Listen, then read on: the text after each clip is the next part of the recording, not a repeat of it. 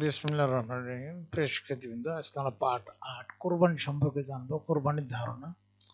কোরবানির সমার্থক শব্দ উজহিয়া, এর আবিধানিক অর্থ ত্যাগ, উৎসর্গ ইত্যাদি। শরীয়তের পরিভাষায় জিলহজ মাসের 10 তারিখ থেকে সকাল থেকে 12 তারিখ সন্ধ্যা পর্যন্ত আল্লাহর নৈকট্য লাভের জন্য যে পশু জবাই করা হয় তাকে কোরবানি বলে। কোরবানি কাকে বলে আমরা এটির সংজ্ঞা দেব। বর্তমানে যে কোরবানি প্রথা প্রচলিত আছে তা হযরত ইব্রাহিম আলাইহিসসালামের সময় থেকে চলে এসেছে। এটি আত্মত্যাগ, আল্লাহর নৈকট্য লাভের এক অন্যতম মাধ্যম। এটি একটি উত্তম ইবাদত। রাসূলুল্লাহ সাল্লাল্লাহু আলাইহি ওয়াসাল্লাম বলেন যে কোরবানির দিনে রক্ত প্রবাহিত করার চেয়ে প্রিয় কাজ আল্লাহর নিকট আর কিছুই নেই। ওই দিন কিয়ামতের দিন কোরবানির পশুর শিং, খুর, লোমসমূহ নিয়ে হাজির হবে। কোরবানির রক্ত মাটিতে পড়ার আগেই তা আল্লাহর নিকট বিশেষ মর্যাদার স্থানে পৌঁছে যায়। অতএব তোমরা কোরবানির দ্বারা নিজেদেরকে পবিত্র করো। তিরমিজি। রাসূলুল্লাহ সাল্লাল্লাহু আলাইহি ওয়াসাল্লাম আরো বলেন যে সামর্থ্য থাকা সত্ত্বেও যে ব্যক্তি যে কোরবানি করল না সেজন্য আমাদের ঈদগাহে নিকটবর্তী না হয়। ইবনু মাজাহ। কোরবানির পটভূমি। হযরত ইব্রাহিম আলাইহিস সালামকে আল্লাহ তাআলা বহুবার বিভিন্নভাবে পরীক্ষা করেছেন। সকল পরীক্ষায় তিনি উত্তীর্ণ হয়েছেন। একবার তিনি এক অগ্নির পরীক্ষার সম্মুখীন হলেন। এক রাতে স্বপ্নে দেখলেন যে তিনি পুত্র ইসমাইলকে কোরবানি করছেন। যেহেতু নবীদের স্বপ্ন ওহী বা আদেশ, তাই তিনি এই স্বপ্নকে আল্লাহর আদেশ হিসেবে গ্রহণ করলেন। বৃদ্ধ বয়সে একমাত্র সন্তান ইসমাইল আলাইহিস সালাম অপেক্ষা দুনিয়াতে অধিকতর প্রিয় আর কি হতে পারে। অনেক চিন্তা ভাবনা করে তিনি শেষ সিদ্ধান্তে পৌঁছিলেন যে আল্লাহ যাতে খুশি হন তাই তিনি করবেন। পবিত্র কোরআনে উল্লেখ আছে যে তিনি যখন তিনি পুত্র ইসমাইলকে বললেন যে ইব্রাহিম বললেন, হে বৎস, আমি স্বপ্নে দেখেছি যে তোমাকে আমি জবাই করছি। এখন তোমার অভিমত কি? তিনি ইসমাইল ইসলাম বললেন যে হ্যাঁ আমার বাবা, আপনি যা আদিষ্ট হয়েছেন তাই করুন। আল্লাহ ইচ্ছা করলে আপনি আমাকে ধৈর্যশীলদের অন্তর্ভুক্ত পাবেন।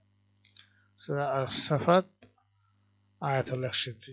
ছেলের সাহসিকতাপূর্ণ উত্তর পেয়ে নবী ইব্রাহিম আলাইহিস সালাম খুশি হলেন। আল্লাহকে সন্তুষ্ট করার জন্য তিনি পুত্র ইসমাইলের গলায় ছুরি চালালেন। এবারও পরীক্ষাতে ইব্রাহিম আলাইহিস সালাম উত্তীর্ণ হলেন। পবিত্র কোরআনে আল্লাহ পাক বলেন, বিসমিল্লাহির রহমানির রহিম, ওয়ানাদাইনাহু আন ইয়া ইব্রাহিম ক্বাদ সাদ্দাকতার রুইয়া। আর যখন আমি তাকে আহ্বান করলাম যে ইব্রাহিম, তুমি তো স্বপ্নে সত্য পরিণত করলে। সূরা আস-সাফফাত আয়াত 104 105। আল্লাহ তাআলা খুশি হয়ে বেহেশত থেকে একটি দুম্বা এনে ইসমাইলের জায়গায় ছুরির নিচে শুয়ে দিলেন। হযরত ইসমাইল ইসলামের পরিবর্তে দুম্বা কোরবানি হয়ে গেল। এই অপূর্ব ত্যাগের ঘটনাকে চিরস্মরণীয় করে রাখার জন্য তখন হইতেই কোরবানির প্রথা চালু হয়েছে। এটি আজ মুসলিম সমাজে একটি পবিত্র ধর্মানুষ্ঠান রূপে স্বীকৃত।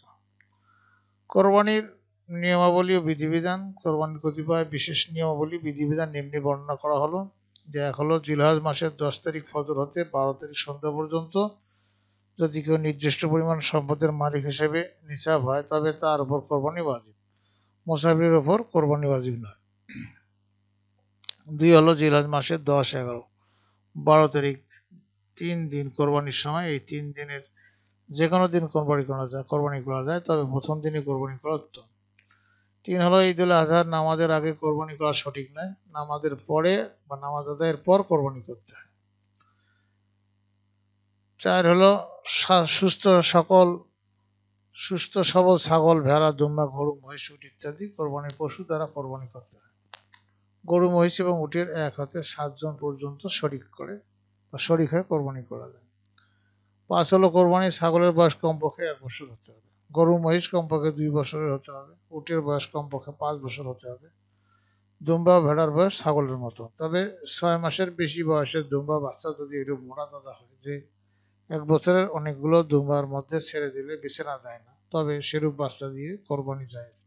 কিন্তু ছাগলের বাচ্চার বয়স 1 বছর না হলে কোরবানি জায়েজ হবে না।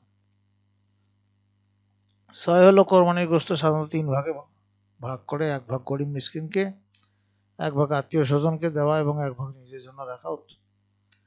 7 হলো, নিজ হাতে কোরবানি করা উত্তম। 8 হলো কোরবানির প্রাণীর দক্ষিণ দিকে মাথা রেখে কিবলামুখী করে ধারালো অস্ত্র বা বিসমিল্লাহি আল্লাহু আকবার বলে জবাই করতে হয়।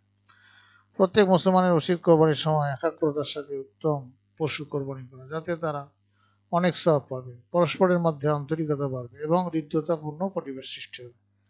প্রিয় শিক্ষার্থীবৃন্দ, তোমাদের কাজ হলো শিক্ষার্থীরা দলে বিভক্ত হয়ে কোরবানির পটভূমি এবং নিয়মাবলী আলোচনা করবে।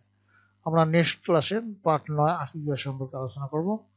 তো তোমাদের সর্বাঙ্গীন মঙ্গল সুস্বাস্থ্য কামনা করে আজকে এখানে বিদায় নিচ্ছি। খোদা হাফেজ।